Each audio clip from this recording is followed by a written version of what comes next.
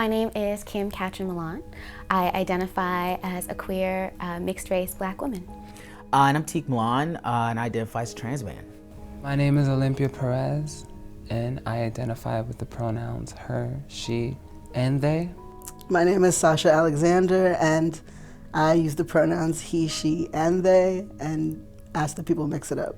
I'm Janae, and I'm a woman. I'm Sean, and I'm a man.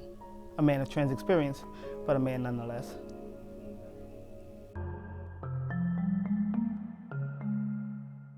Okay, so how we met? We met on Facebook. It was more like I met her on Facebook.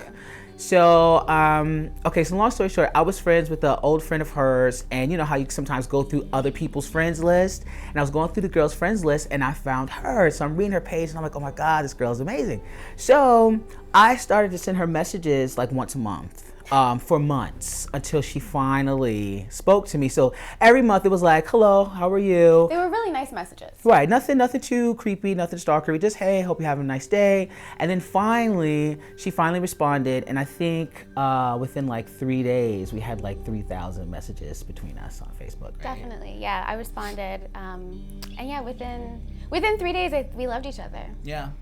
We actually met at an event that he had hosted called Black Trans Love is Wealth, and it was speaking to like the ideas around love for trans people. It was about bringing together Black trans folks and people in our communities to talk about love. Do we feel loved? Does love matter? What role does love play in justice? Because a lot of the Black trans media work that I was organizing was about holding space for Black trans people to talk and have these conversations about things that we weren't ever getting to talk about with each other. Well, we met at a party, but it was really a ball. But we told everybody it was a party, but it was a ball. It was my first ball. It was my first time walking. A ball is like a staged competition, right? And I hate using this as a reference, but if anyone's ever seen Paris is Burning depicts a ball. We were introduced there, and I saw Sean, and the room stopped. And it was like, who is this guy? You know, all these people were moving out of the way for him, and my friend was like, oh, I know him, and you know, that kind of thing. And I was like, oh, okay, you know, and I was just like in awe as to what he was doing there. And I asked him to be my friend on Facebook, and She admits it. Finally, you admit it. I didn't finish the story. Okay, I'm sorry. And for a year, we just were liking each other's pictures and Facebook statuses. I thought he was really profound, and I thought he was really smart, and I was like, wow. And the day before Valentine's Day, February 13th, 2013, I get a message from him, and he was like, I don't usually do this. This is a bit much for me, but I don't mean in disrespect, but I think you're beautiful, but not in a superficial kind of way. Wasn't that smooth? You know, we fell in love, and then 2 weeks later I proposed, and then a month later I bought a ring, and then 2 months later we were married. And that's how that went down. It was one of those moments where I realized that for each other, we were each the ideal. Like this was not a possibility. This is exactly the person that we'd both been searching for. I think loving a trans person outwardly, openly is definitely a revolutionary act because I say this, you know, my mother's biggest fear was that no one was gonna love me.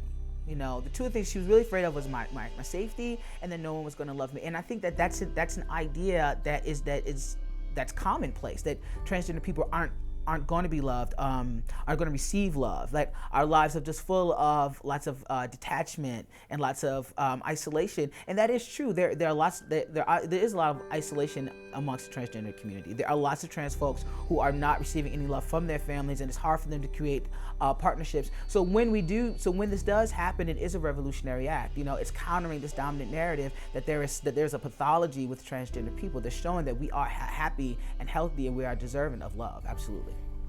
And you know, and for me, it was really important for me to be with a woman who wanted to be with a man like me. I wanted someone a woman who could identify that and really speak to that specifically and say, you know, you are a trans man, and I love who you are and how you are, and I wouldn't change anything about you. And she did that for me, and that was hook, line, and sinker for me.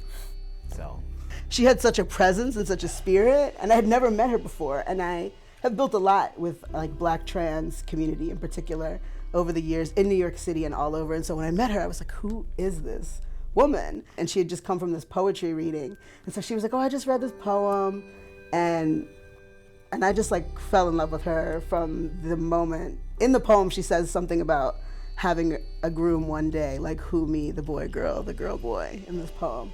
And I remember thinking like, I wanted to be that groom. I wanted to be that person. I didn't even know her. And I was like, oh, that's a little, presumptuous of me to be like, I could be that person. But the event was like, it's like you speak your intentions into the world. Like, we were talking about how Black trans love is wealth. And here I was not only with like a community that loved me, but like actually meeting the love of my life at the event, which was amazing and was beautiful and was like a testament to how powerful bringing our folks together and love is. Sean came into my life during I feel like Sean saved my life in so many ways. Sean came into my life and he made me believe that all my dreams can come true. Like, he is the biggest dreamer in the world, and sometimes it gets frustrating because I'm like, wake up from this dream. And, other times it's like, it's a fantastic ride. And it's just like, wow, like he chose me, like I'm his wife. And it's just like a beautiful thing to just be with a person who gets you and who loves you and who honors you. And, a person that I know like is as invested in me and in us as I am. And that's just something. I go to sleep at night and I'm comforted in the fact that this is my husband. I love Janae for so many reasons.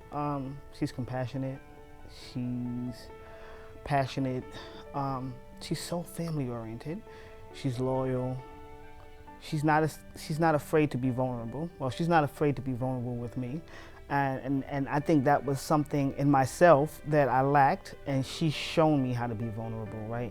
And be comfortable being vulnerable. And I don't think you can truly love yourself or others if you don't display a certain amount of vulnerability. And she's shown me that. I said this to him before. I feel like he is majestic. The reason for the word majestic is because there is really no word to describe him.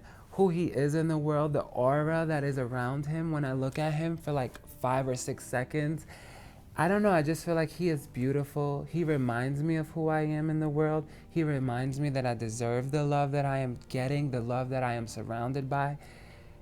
He reminds me that I am also a star. I feel like the way that he holds space down, the way that he is in the community, for the community, despite of whatever or however things happen, I feel like you have taught me a lot about myself. Olympia to me is that woman who is like the now. She does not, I have never seen somebody interrupt the gaze of violence on a woman's body, on a Black body, the way Olympia steps in and just, sometimes I tell her, she's like Storm. She's like, the way that she comes into a space and just not only exists, because we already exist, but she resists. Even myself being very active, I can even become very passive to the injustice that I face on a daily basis.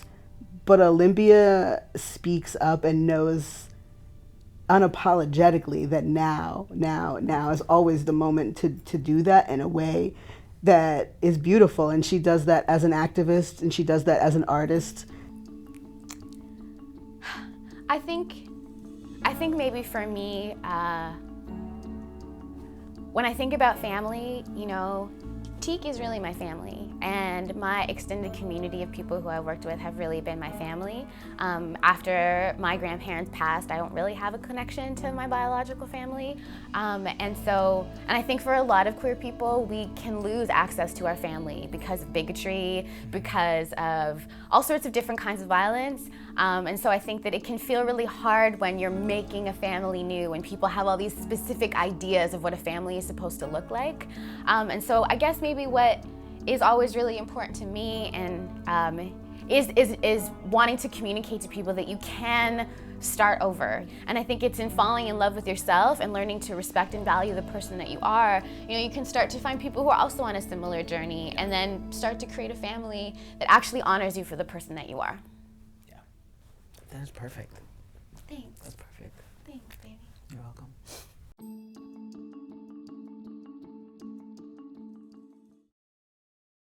Hey, NBC News fans, thanks for checking out our YouTube channel. Subscribe by clicking on that button down here, and then click on any of the videos over here to watch the latest interviews, show highlights, and digital exclusives.